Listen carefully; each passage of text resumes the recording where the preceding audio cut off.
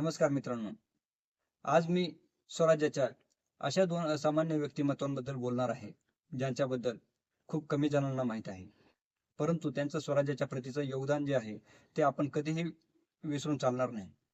तर मित्रांनो, त्या दोन व्यक्तींची नावे आहेत त्र्यंबक सोनोपंत डबीर आणि रघुनाथ बल्लाळ कोरडे. छत्रपती शिवाजी महाराजांच्या स्वराज्याचे हे दोन प्रमुख वकील होते. तर यांची माहिती घेण्या अगोदर आपल्याला थोडीशी पार्श्वभूमी जाणून घेणं खूप गरजेचं आहे. त्या काळामध्ये मित्रांनो, वकिलांचं काम हे एका राजाचा संदेश दुसऱ्या राजापर्यंत पोहोचवणं हे असायचं. त्यामुळे वकील हजरजबाबी पाहिजे, चाणाक्ष पाहिजे, मुत्सद्दी पाहिजे आणि हे सर्व गुण या वकिलांमध्ये होते. तर मित्रांनो, छत्रपती शिवाजी महाराजांनी मिर्झा राजे जयसिंहासोबत तह झाल्याच्या नंतर औरंगजेबाकडून त्यांना फर्मान आलं की आग्र्याला भेटायला तुम्ही आलं पाहिजे. तर त्यानुसार छत्रपती शिवाजी महाराज हे आग्र्याला औरंगजेबाच्या भेटीसाठी गेले. जाताना त्यांनी सोबत काही सैन्य आणि काही मुत्सद्दी लोक घेतले होते आणि वकिलांमध्ये त्र्यंबक सोनोपंत डबीर आणि रघुनाथ बल्लाळ कोरडे हे दोन वकील त्यांच्या सोबत होते.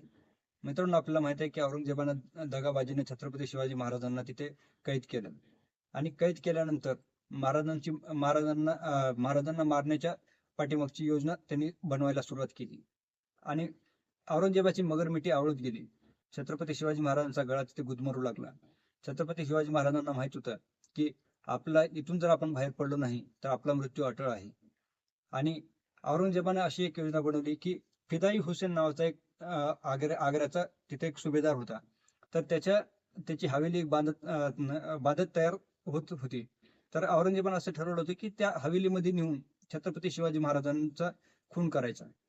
तर ही योजना औरंगजेबाने बनवली आणि त्याची तारीख पण औरंगजेबाने ठरवली होती की 18 ऑगस्ट 1666 ह्या दिवशी औरंगजेबाने ठरवलं की छत्रपती शिवाजी महाराजांना तिथे नेऊन आपण मारायचं.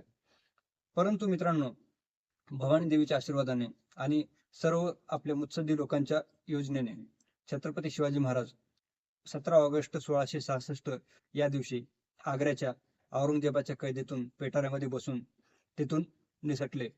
आणि थोड्या वेळाने निसटल्या महाराजांनी लगेच वेषांतर केलेलं नाही, की त्यांनी आपलं वेश बदलला नाही, वेश पालटला नाही. त्यांनी प्रवासामध्ये नंतर वेश पालटला, परंतु ते 17 ऑगस्टला तिथून बाहेर निघाले, आग्र्याच्या कैदेतून बाहेर पडले आणि पडल्या एका निश्चित ठिकाणावरती आले आणि तिथून आपलं थोडंसं सैन्य घेऊन महाराज पुढच्या प्रवासाला आले. पुढच्या प्रवासामध्ये ते मथुरेला आले. मथुरेमध्ये त्यांनी आपले मोरोपंत पिंगळे यांचे मेव्हणे होते. त्यांच्या मेव्हण्यांकडे संभाजी महाराज त्यावेळी 8.5 वर्षाचे होते. तर संभाजी महाराजांना तिथे राहण्यासाठी थोडे दिवस ठेवलं, कारण की प्रवासाची दगदग अशी होणार होती की तो प्रवास छोट्या संभाजी महाराजांना झेपला असता का नाही हे माहित नव्हतं. त्यामुळे त्यांनी संभाजी महाराजांना तिथे ठेवलं की काही दिवस सुखरूप ठेवा आणि थोड्या दिवसानंतर राजगडावरती त्यांना घेऊन या म्हणून. आणि महाराज तिथून पुढे नरवरला आले. नरवर म्हणजे हे आज ग्वाल्हेरच्या जवळ आहे, मध्य प्रदेशमध्ये आहे. मित्रांनो, ही दोनच अधिकृत ठिकाणं आजपर्यंत सापडली आहेत. याच्या पलीकडे महाराजांचा प्रवास कसा कसा झाला हे कोणताही इतिहास संशोधक असं पद्धतशीरपणे कागदपत्रासहित दाखवू शकलेलं नाही.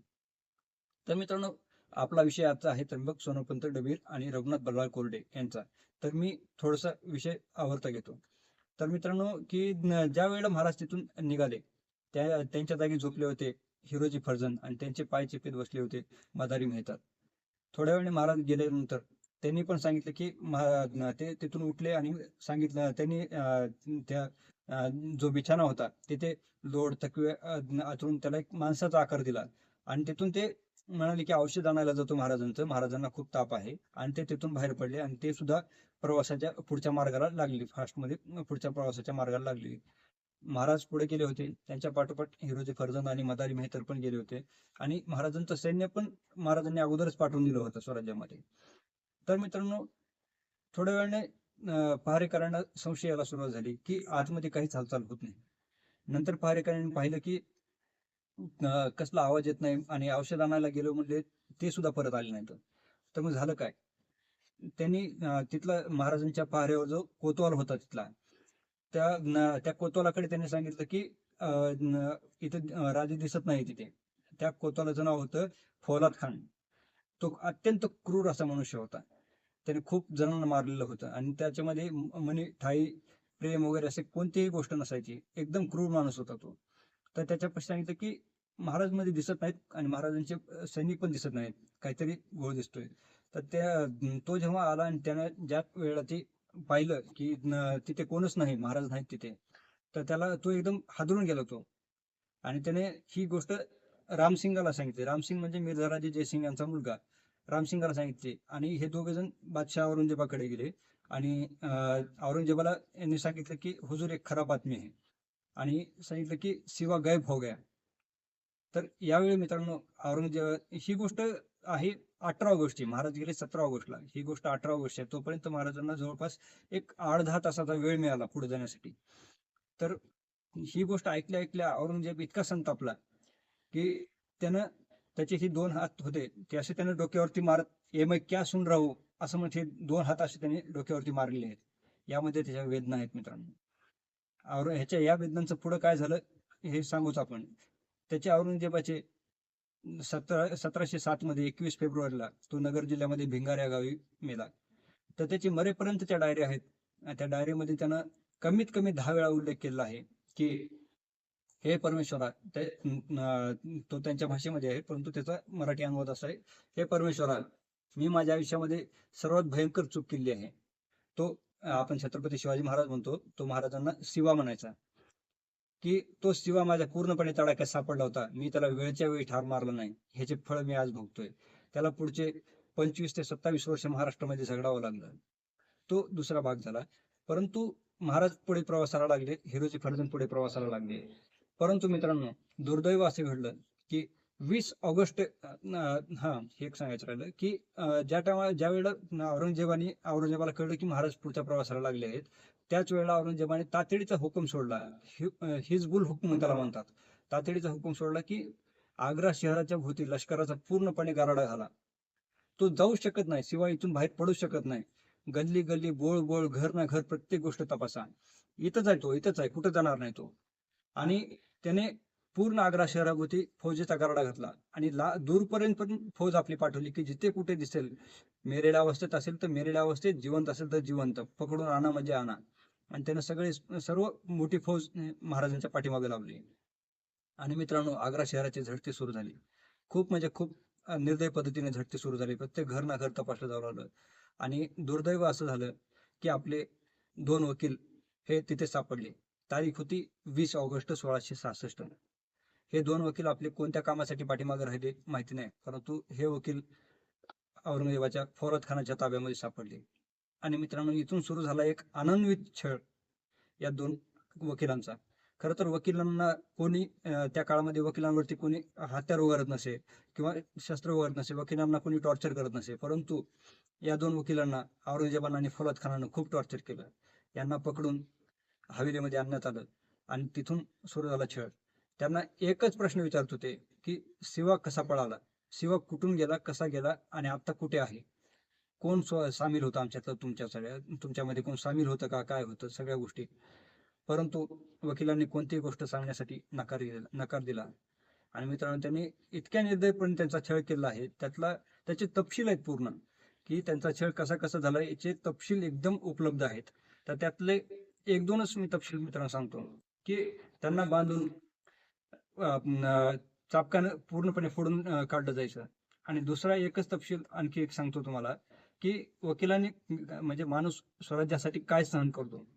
की दुसरा तपशील असा आहे की त्यांना बांधलं जायचं एका ठिकाणी आणि बांधल्याच्या नंतर हात बांधले जायचे, पाय बांधले जायचे.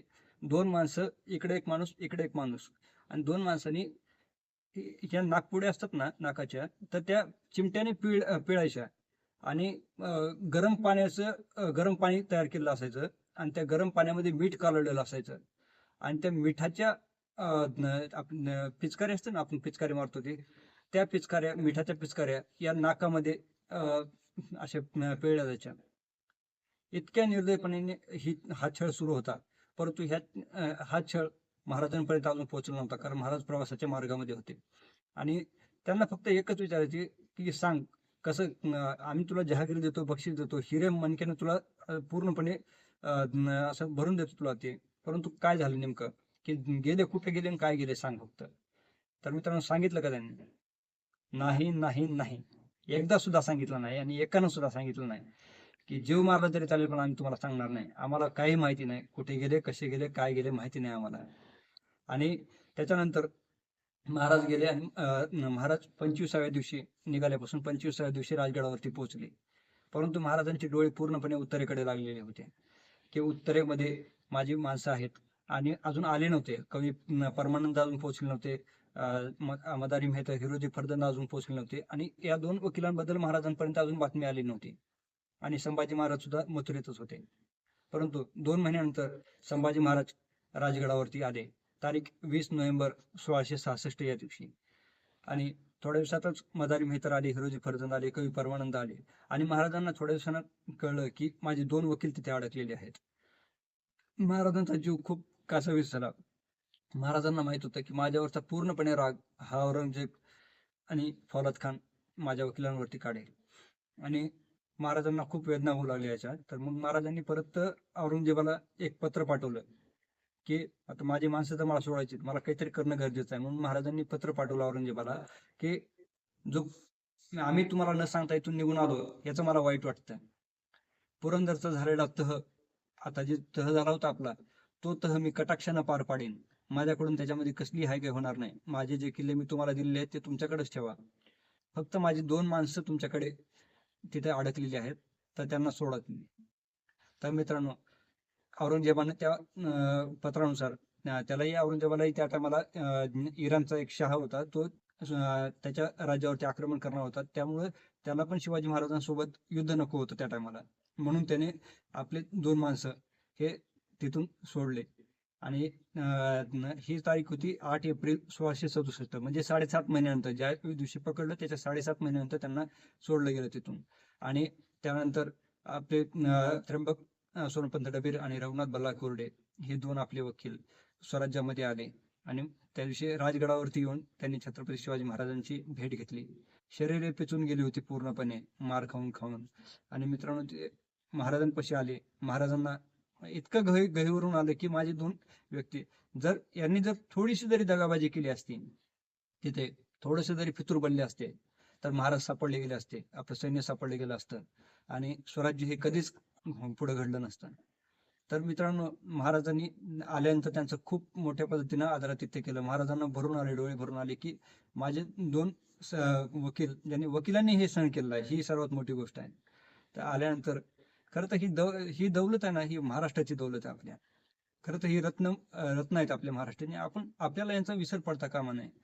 ही एवढी स्वराज्यनिष्ठा ही दुसऱ्या कोणत्याच प्रांतामध्ये ही कधी बघायला भेटली नाही, जी की आपल्याला महाराष्ट्रामध्ये भेटली बघायला. आणि यांच्या साथीमुळेच पुढे स्वराज्य निर्माण झालं, उभं राहिलं आणि वाढत गेलं. तर मित्रांनो, सांगणं एवढंच आहे की यांचा विसर आपल्याला पडता कामा नये. धन्यवाद. जय शिवराय.